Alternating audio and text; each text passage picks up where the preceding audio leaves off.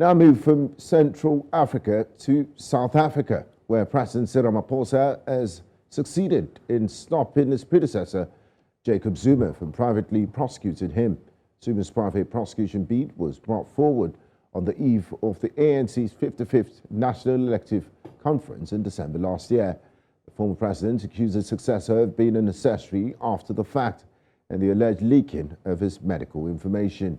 He based his attempt to prosecute Ramaphosa on an accusation that the president failed to act after he complained that state advocate Billy Downer had behaved improperly.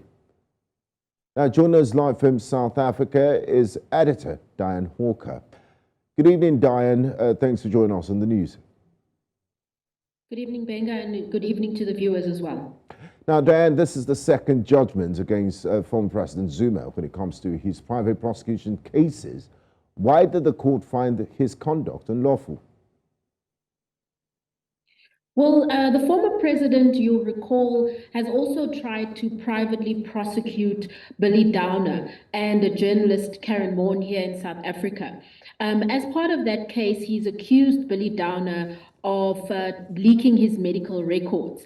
But the court in Pietermaritzburg just about a month ago found that there was no basis for that allegation and actually said that Zuma should not continue with the private prosecution against Downer and Karen Moore. Similarly, the High Court in Johannesburg has now made a ruling saying that the private prosecution attempt that Zuma is making against Ramaphosa is actually unlawful, invalid, and unconstitutional. Now, the court in the reasoning actually looked at a number of issues, such as how Zuma had actually carried out the private prosecution, whether the nolle prosecution certificates that he had were valid in relation to Ramaphosa, and also whether he had actually paid the required deposit that's needed before a private prosecution can take place. Zuma didn't pay the deposit, and the nolle prosecution certificates were not actually valid. They didn't mention Ramaphosa. And as a result, the court found that Zuma's private prosecution should actually be set aside and interdicted because it was invalid and unconstitutional. Now, Dianne, the court also said that Zuma had an ulterior motive. Can you give us a clearer understanding of what the court meant by this?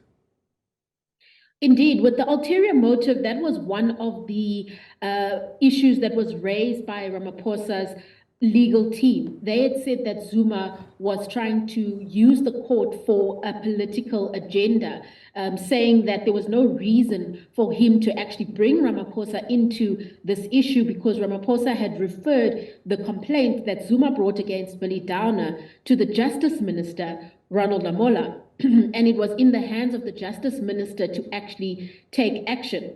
The court noted that a year later, the Justice Minister, it's not clear whether the Justice Minister has taken action, but actually said that, you know, considering that, there isn't still a reason for Zuma to have said that Ramaphosa should be privately prosecuted. Instead, he should take issue with with Ronald Lamola, for example, and find out what is actually going on with the complaint.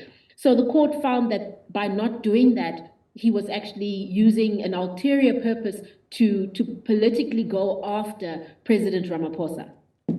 Now, Dianne, has former President Zuma reacted to this court's judgment?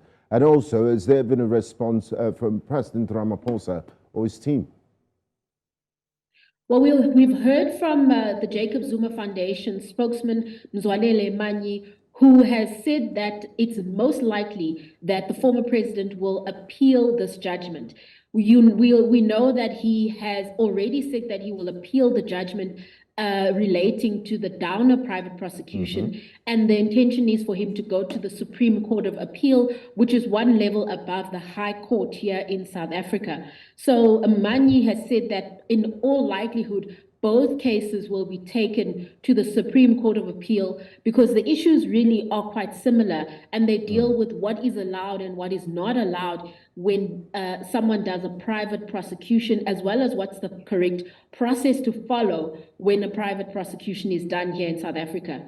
In terms of the response from President Cyril Ramaphosa, the presidency put out a statement earlier today in which they said that, you know, they were happy with the outcome and that they had said that the conduct of the former president was unlawful. It was a very short statement. They didn't really go into the details of the judgment, but of course that this means that President Ramaphosa no longer has to appear in court in relation to this case being brought by the former president.